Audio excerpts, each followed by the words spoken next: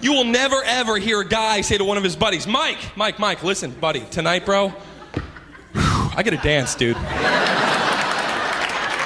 Screw chicks tonight, bro, I gotta dance. The episode begins with the Crusaders holding the first official CMC meeting after getting their cutie marks. Look, I know our cutie marks are amazing, but is that all we're gonna do now? Just spend our day staring down at our own flanks? Yeah, I suppose that could get real boring.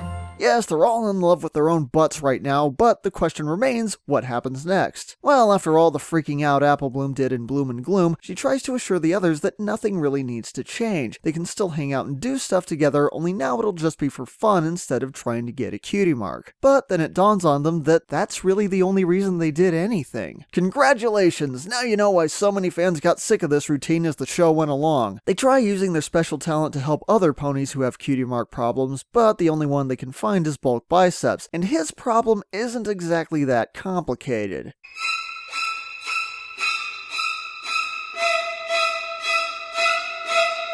Then they try sharing their personal interests with each other, but that doesn't go over too well. Harmony, huh?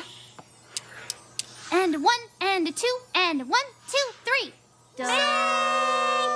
Finally, Scootaloo comes up with the best compromise. Have everyone split up for a while and maybe try something that the other two wouldn't be interested in. Of course, she only means to do this every once in a while and only for an afternoon when they can't think of anything else to do. But for Apple Bloom, it looks like her worst fears are coming true, that the Crusaders are drifting apart, even after they all got their cutie marks at the same time. And she starts moping around, which leads to the first official new song of the season. It's nice and Michelle Krieber can definitely sing, but the problem is that Apple Bloom is completely full of shit right now. I could already tell that she wasn't listening to Scootaloo in the previous scene, so now she's trying to be all emotional by singing a sad song, but I can't sympathize with her because nothing bad is really happening right now. She only thinks there is. In the meantime, we get a montage of all the different things that she tries, including a baking class where we see Silver Spoon and Diamond Tiara making a new friend. You know, there's something I wanted to mention back in my review of Crusaders of the Lost Mark, but another one of the reasons I didn't care for Diamond Tiara being redeemed in just one episode is because, oddly enough, that was the first episode where I actually enjoyed watching her as a villain. She's singing all these songs, hatching all these different schemes, the exaggerated animation is awesome, we find out what her motivation is, and she's not just picking on defenseless kids. She actually convinces a girl with super strength to listen to her. That takes some balls right there. So yeah, it was a fun episode. And just like that, she's not a villain anymore. But at least they're being consistent with it. In the couple of appearances she's had since then, she legitimately doesn't seem to be doing anything bad. And of course, there's the big scene that caught everyone's attention, life drawing with Tree Hugger. By the way, that's not how life drawing works. You're supposed to draw the model that's in front of you, not just make up your own shit. That reminds me though, I took a life drawing class back when I was in college, and personally,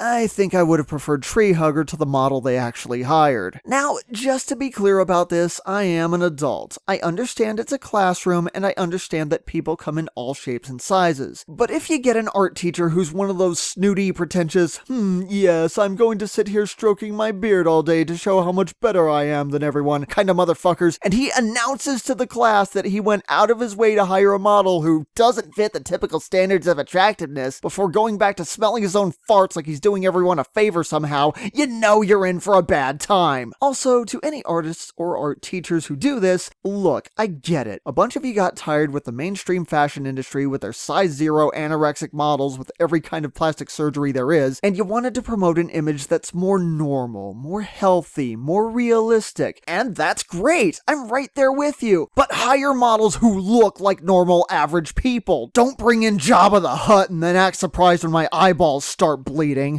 Oh, God, what is this? I'm beautiful on the inside. Yeah, but Rocky, there's a limit. Anyway, after all that, and you know what else is fucked up? In that class, we also had a male model, but the male model was clearly an athlete. Dude was ripped. Stood there posing like Superman and actually looked like Superman. A big, naked, Black Superman. And yes, that's implying everything that you think it is. I'm not saying that's the reason I'm talking about horses now, but I think you know what I mean. It was huge. So yeah, when our class began with this perfect Adonis of a male model, followed up with female Quasimodo, which my teacher was frighteningly proud about for some reason, I swear, my first thought was, now I understand why so many artists are gay. So fucking anyway, Apple Bloom finally sees a dance class being taught by Photo Finish's Russian counterpart. Here, all the kids are dancing in pairs, so she figures at least she won't have to be by herself. Unfortunately, she goes full brony and introduces herself by saying, "Will you be my friend?" She's so focused on herself that she completely glosses over the fact that there's a boy in the class named Tender Taps who is obviously facing his own cutie mark problem. And it's actually the same problem that Sweetie Belle has with her singing. He's a great dancer. In fact, he's already positive that that's his special talent. He's just too afraid to perform in front of an audience. Thankfully though, this moping around bit isn't a complete waste of time. After meeting back up with the others and getting some sense knocked into her, Apple Bloom remembers the boy with the cutie mark problem, and the three of them go back to help him just in time for the big recital. And bungee jumping Scootaloo is officially the best part of the episode. With a bit of encouragement, Tender Taps is able to overcome his fear and start doing his thing. But the approval of the audience seals the deal, and he gets his very own cutie mark. As the episode comes to a close, the Crusaders figure out that splitting up once in a while can actually be very helpful. Not only can they develop new interests, it can also increase their chances of finding others who need help. All while in the background, Tender Taps is like, "Hey, look at my ass!"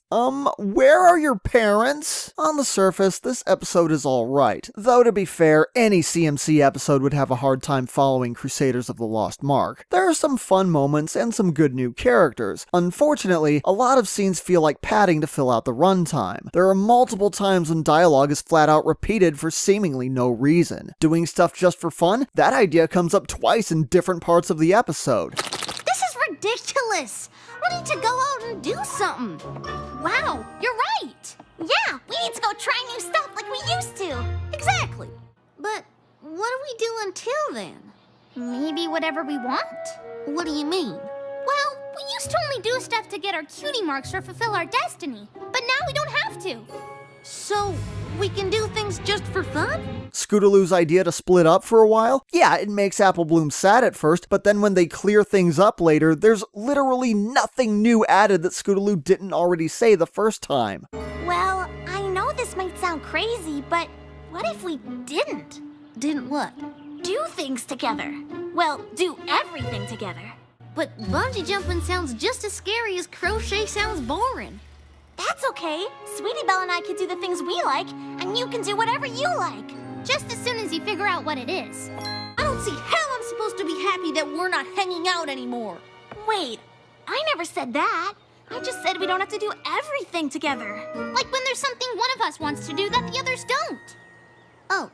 It feels like the only reason Apple Bloom got sad in the first place was so there could be a song. It's not exactly the worst thing ever, it's just really sloppy. Though in a weird way, it also highlights just how non-distinct Apple Bloom actually is. Personality-wise, Scootaloo is a tomboy and Sweetie Belle is more of a girly girl, which has already led to both of them developing their own unique interests. But Apple Bloom is stuck somewhere in between, and even though there are things that she's good at, she hasn't really figured herself out yet. She can only seem to define herself by spending time with others, which doesn't have to be a bad thing, except when you have no one to spend time with and end up driving yourself crazy. We've been seeing this ever since Call of the Cutie back in season 1. And to be fair, there are plenty of people like this in real life, so I think it's a good message to say that you can still go out and try new things, just so long as you keep yourself open to the possibility of enjoying them. Aside from that, the episode also serves a very important purpose in helping the Crusaders move past their initial goal and setting a new standard for what to expect in future episodes. Like Gift of the Mod Pie, this isn't my favorite episode, but yet again, it feels like it's setting up something better later on. Whether or not it pays off is something that remains to be seen.